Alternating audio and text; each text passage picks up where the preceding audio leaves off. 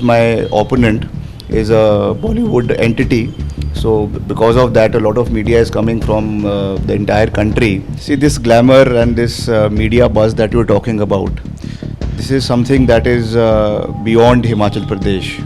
I was the only leader from Himachal Pradesh who was invited for the consecration ceremony in Ayodhya, and I attended that.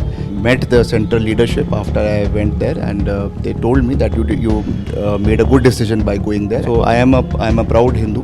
I am a proud Sanatani. So there is nothing that stops me from practicing my religion. So that is, and religion and your faith and spiritualism is completely different from your political ideology.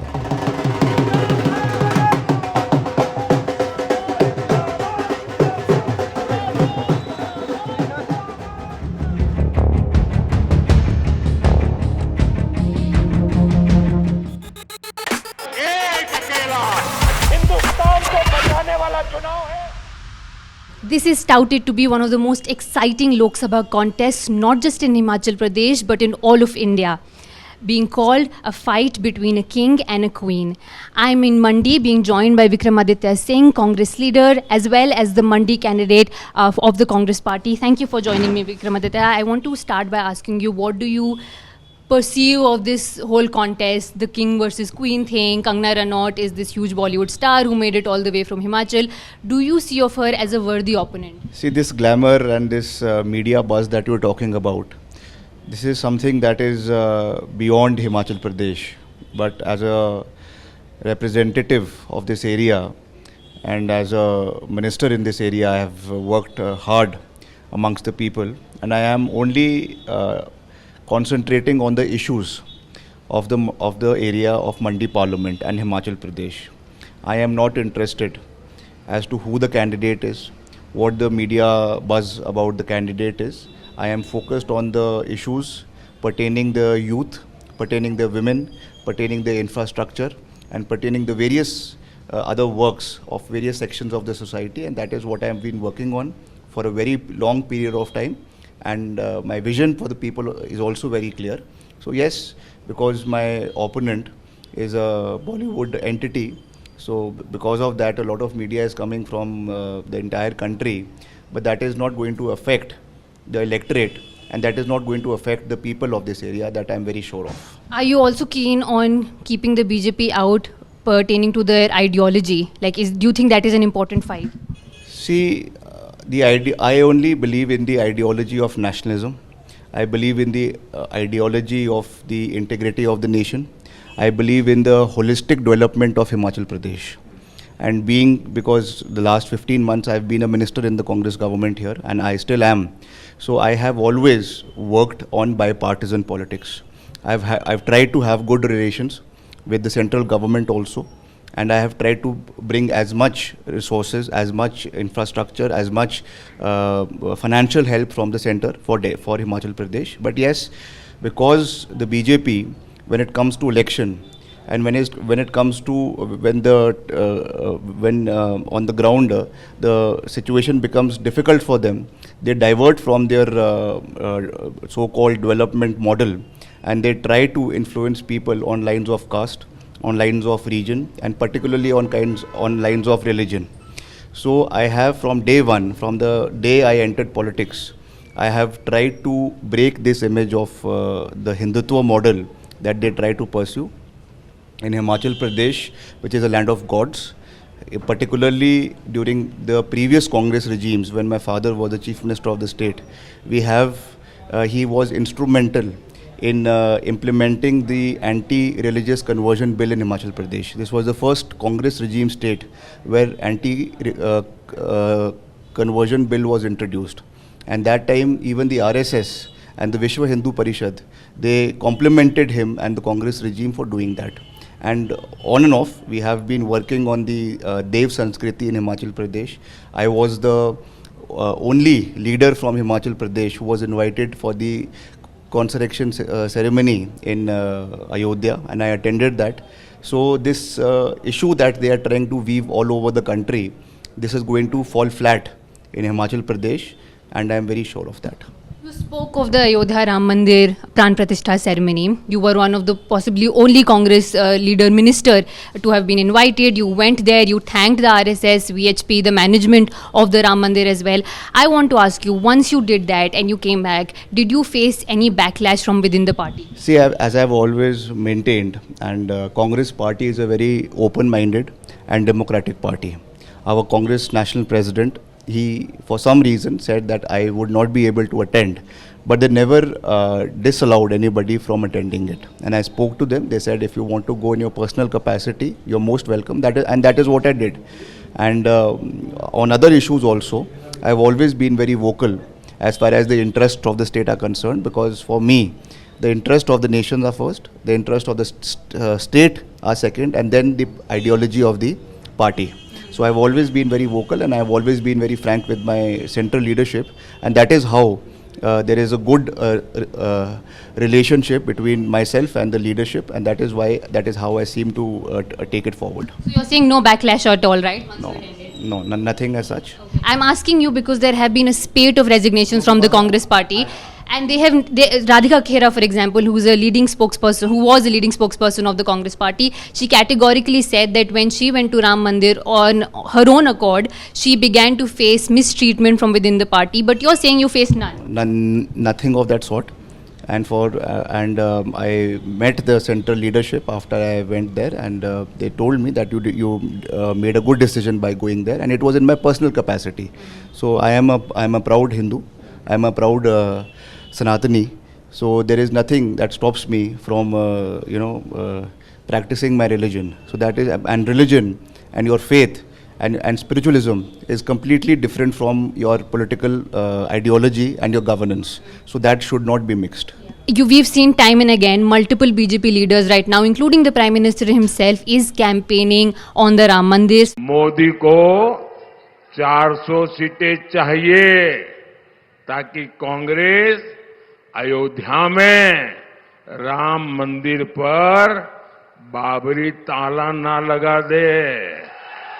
But the fact of the matter is that the Ram Mandir is a result of a Supreme Court order.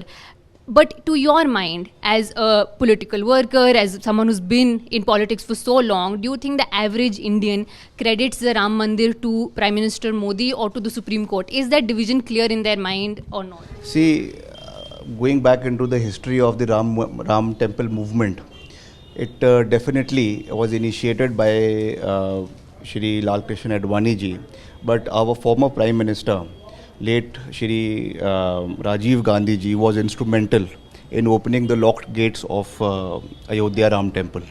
And in the 1991 general Lok Sabha elections, he started his campaign from Ayodhya. And he set the narrative that time that once the Congress party comes back to power, this entire movement of Ram concept will be immortalized in the country. The governance model of Ram Rajya will be set up in the country. So definitely the Congress at that time was instrumental in it. But because of the successive setbacks that we saw over the period of time, after that the matter was sub judice in the Allahabad High Court for a very long time, and then in the Supreme Court, and ultimately it was because of the decision of the Supreme Court that they allowed for the construction of the Ram Temple, and a body was constituted for that, a trust was constituted for that, and the temple today is an outcome of the Supreme Court judgment and the work which has been undertaken by the trust. But yes, I agree that a lot of politics is happening over it. The Honorable Prime Minister, the central leadership of the BJP, they are all trying to capitalize on this issue. But the people of the country, I am sure, are aware of how the things have transpired throughout history. And today, this issue will not cut much ice. Particularly, I cannot speak about the entire nation, but for Himachal, this issue is a non-issue. Now, you spoke a lot about religion, spirituality, all of those things. Do you think the BJP is actively using them to further minority communities? Right now, there have been multiple fact checks done on the Prime Minister's speeches where he's actually said that the Congress party in its manifesto has promised wealth redistribution that will be given off to Muslims. So do you think this whole idea that we are going to protect religion, we are going to protect majority community, that is being used to oppress a minority? See, it saddens me to see that today the Honorable Prime Minister is openly in public meetings targeting a particular community, which I feel is not good.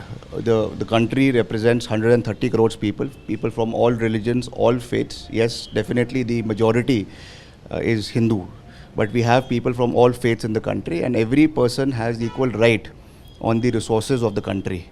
So for a prime minister and a person sitting on that high chair speaking particularly about one sect is absolutely deplorable.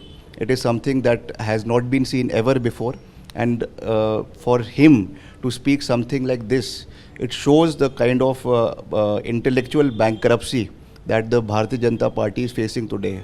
If they talk about double engine sarkar, if they talk about employment, they talk about infrastructure, they talk about making India the fifth largest economy in the country, why are they not talking about these issues now? Because they know that all these issues are not resonating with the people of the country, and that is why that mukhota, that mask of development has been taken off, and now in the last phase of the elections, all these issues, all these communal issues, all these divisive issues are coming in the front.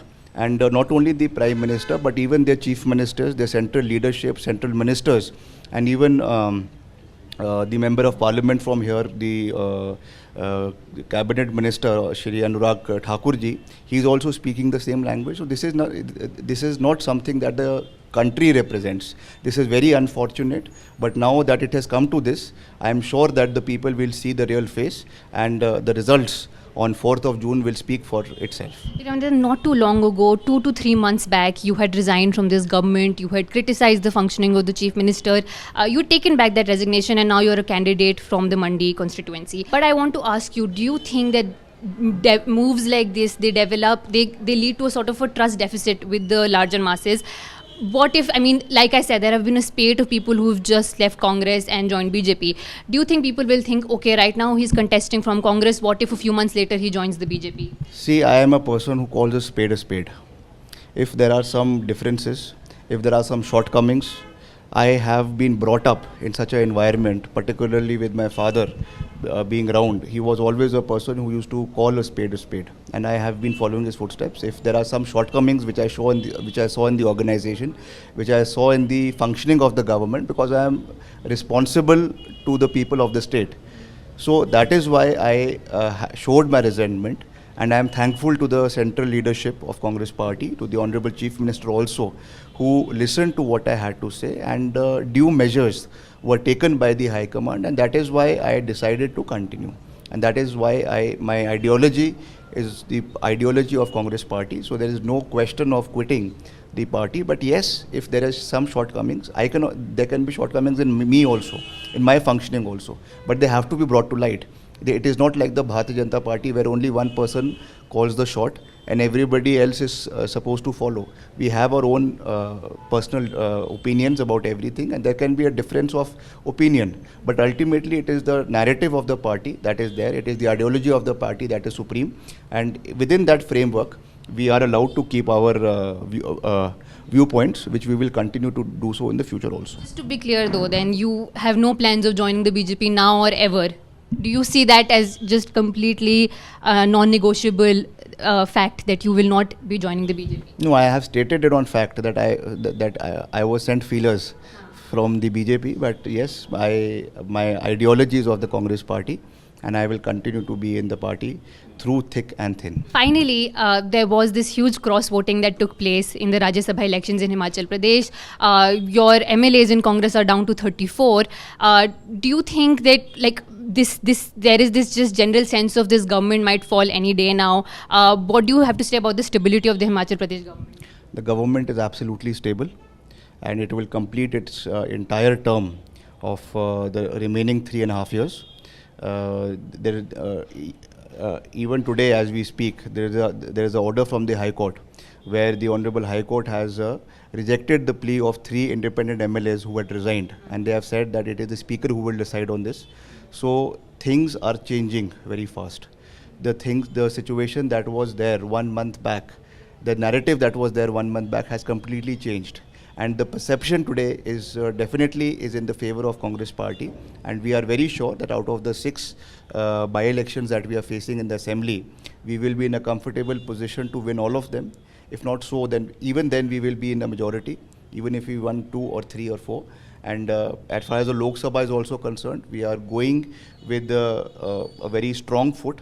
2 of the sitting MLAs, including myself and another MLA from Shimla, both are contesting. If we would have been on a sticky wicket, we would not have been contesting. But the very fact that we are contesting shows the confidence of the government, shows the confidence of the Chief Minister, and that is why we will win the by-elections also. And we are very sure that we are going to root BJP in the Lok Sabha elections also. Hindustan को बचाने वाला चुनाव है। 400 हारने जा रहे हैं। हम्बा हम्बा रो पड़ी। BJP is corrupt. अब की बार भाजपा तड़ी पर। पूरे देश में उसका नाम हो गया। राम का मंदिर का ये सपा और कांग्रेस के लोग बना पाते।